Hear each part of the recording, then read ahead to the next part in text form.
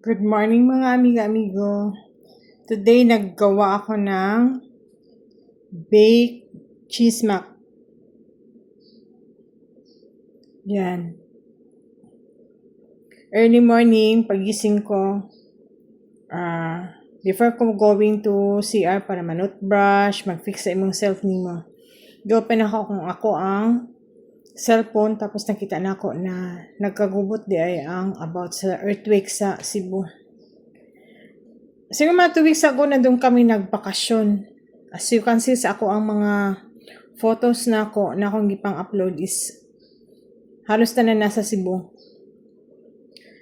Susta ko kayong pasalamat ba na before nangyari yan, na humana mo ang bakasyon na tahimik, masaya, kauban sa akong family. But today is nakakasad.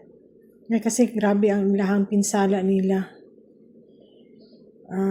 Wala dyan kay lain mga wish no, kundi sana tatagan ng mga loob ng mga tao doon. Kasi nga, grabe good ang pinsala. Maalala ko nung dito sa Jensen, grabe din ang lindol na nandun kami sa gitna ng mall. Syempre mas malaki ang SM namin dito sa Jensen. Together with my mother-in-law na syempre mahina naman siya maglakad. Nandun kami sa gitna. Diyos ko Lord, nakaka-trauma. But anyway, i-pray lang yun nato no, everyday. Yan talaga turo ko sa mga anak ko. Everyday mag-pray. Even paggawa sa balay, you have to sign of the cross para sa atong protection o atong guidance. Nakakalungkot man tignan yung ating mga balita ngayon, but anyway, life must go on. Kaya nagluto ko sign of stress ba ni? Bitaw mga amiga-amigo, kung siya kanang paniud to na mo. Nakasawa din kasi masigiluto But anyway, no masigigud ta, pasalamat sa Ginoo ba all the time. Marami man tayong mga challenges no, mga struggle in life, pero at the end of the day, masigidyo kang pasalamat. Mga ginapuminti ako, ituro sa akong mga anak na whatever asa man ka, whatever na mga discomfort na meron ka, you have to thank the Lord kay kasi aning life nato no, atong life journey nato di sa kalibutan.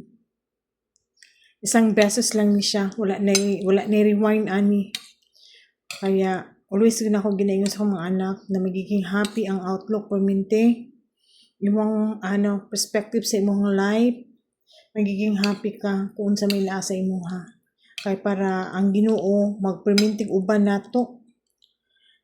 Nakakalungkot man pero sige lang, yun na ang life no. Basta busa permintig yun magpasalamat. O tara na mga amiga-amigo, maniud to ta. Mura gyud akong paniud to. Actually kung magkuan ka, naalam ko easy way na magluto ko sa akong Bake Mac.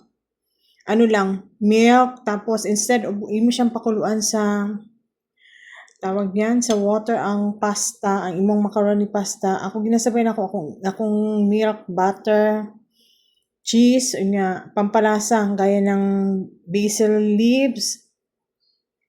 Sa pamda kong ibutang. At paminta, konting asukal to balance lang the taste.